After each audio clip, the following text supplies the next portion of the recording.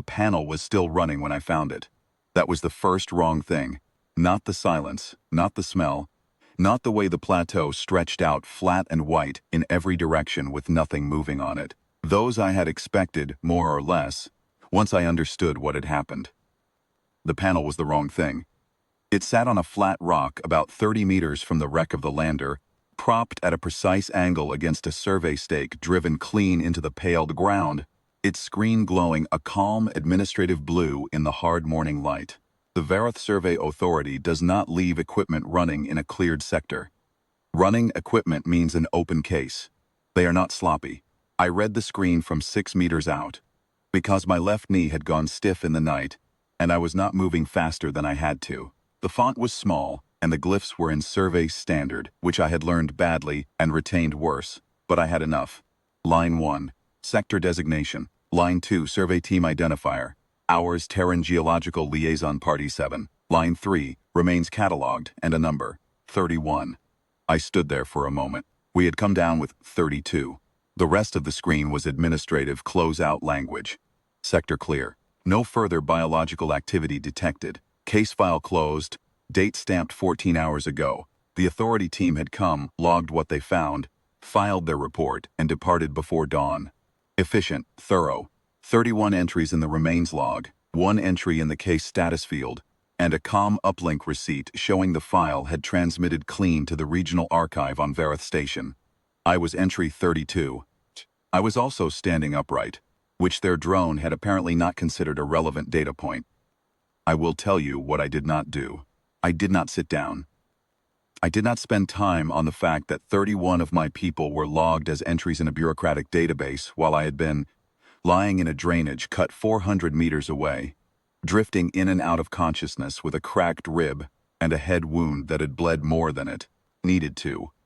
I did not think about the names behind the numbers, not then.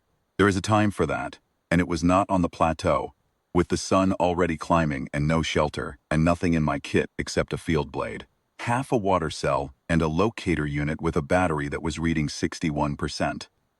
What I did was read the rest of the panel. The Authority survey kit runs on a standardized platform. I had worked joint operations with a Vareth geological team on the Cathara dig 2 years before, and I knew their interface well enough. The panel was not just a report terminal, it was the drone's base unit. The drone itself was gone, called when the sector closed, but the base unit held the full scan data, terrain map, elevation profiles, mineral composition overlays, treach, and a 40-hour charge still sitting in the cell because the Authority had bothered both to collect their equipment from a cleared sector. Why would they? The case was closed. I unpinned the stake, tucked the panel under my arm, and started walking. The terrain map showed me 3 things I needed to know. The extraction beacon for Liaison Party 7s was pre-positioned at a waypoint on the plateau's eastern edge, 11 kilometers out.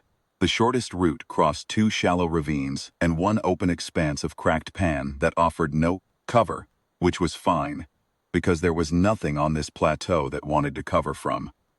And the drone's biological survey overlay showed me the precise location of every bone fragment it had logged in the 40-kilometer sector. 30.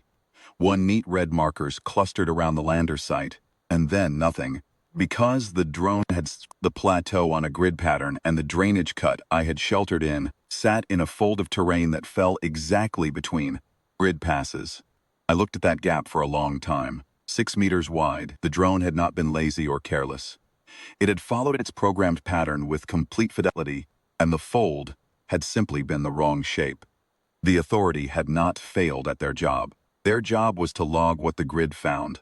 The grid had found 31. 31 was what they logged. The file was accurate to the limit of the instrument. The instrument had just not been designed to account for the one who crawled. I made the first ravine in about 90 minutes. The knee was holding. The rib was not a problem as long as I did not breathe too deep, which I managed by keeping my pace steady and not thinking about the 11 kilometers as a single number. I thought about it as 4 water breaks. I thought about it as 3 elevation changes. I thought about it as the distance between 1 flat rock and the next. The panel's terrain map meant I never had to guess about what was coming. Every rise, every loose shale patch, every false crest was marked before I reached it. The authorities' thoroughness, which had closed my file 14 hours ago, was now routing me home meter by meter. I want to be precise about that because it matters. I am not saying they were wrong to log what they found. I am not saying the drone was poorly built or the survey team incompetent. The Verith Survey Authority is among the most meticulous cataloging organizations in the compact. They log with extraordinary care. Problem was never their rigor. The problem was that their categories ended at two states, present and remains, and there is a state between those two that humans occupy sometimes in bad terrain after bad landings, and it does not show up on a biological activity grid pass if you are lying still enough in a deep enough fold. They had no category for it. They logged what their categories allowed. The file closed. I crossed the second ravine just past midday. The water cell ran out 3 kilometers from the beacon and I sweated out the last stretch on a dry mouth. And the knowledge that the beacon was there, been there for 70 days, since the pre-position team set it, and would be there in another hour. I did not rush. Rushing on cracked pan with a bad knee and a low-grade concussion is how you become a second data point for a future survey team. I kept the pace.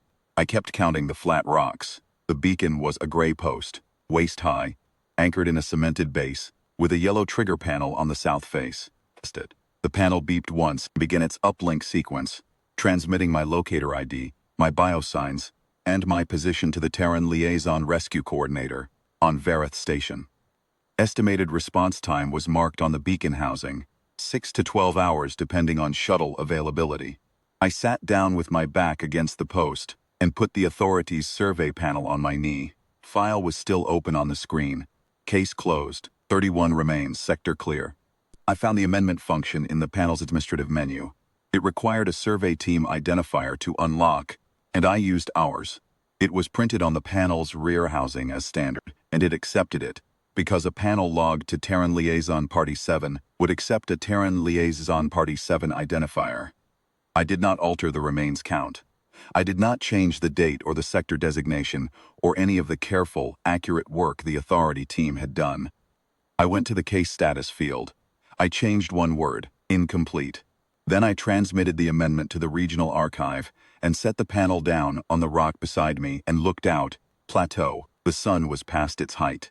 The cracked pan ran away to the west, pale and still, and somewhere back along it the 31 red markers sat in the survey data, and here at the eastern edge, there was no marker at all for the place I was sitting, because I was not a marker. I was the correction. The shuttle came 8 hours later. The medic who jumped out first was from my unit. She had been on Verith Station when the lander went down, and she had been waiting, she told me, since they got my beacon ping. She did not ask how I had walked 11 kilometers on a cracked rib. She started working and talking at the same time, as medics do, and I let her. I did not explain about the panel. I left it on the rock. The authority would recover their equipment when they processed the amendment. They would see the change, and they would understand it, and they would update their methodology. Or they would not. That was not my problem. Problem had been the 11 kilometers, and I had solved it. I got on the shuttle.